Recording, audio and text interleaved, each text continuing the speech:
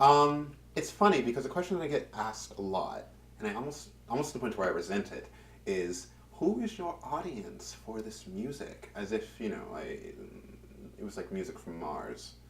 And I always say, my audience for this music um, is anyone who has two ears on the side of their head. Like, if you have ears and a heart, then you too could be somebody who listens to Yiddish music and finds it to be an amazing experience, like I did.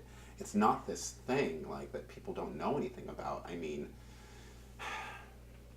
all right, I'm going to get very biblical with you here. So in the Torah, um, there's this phrase. I'm trying to remember exactly what it is.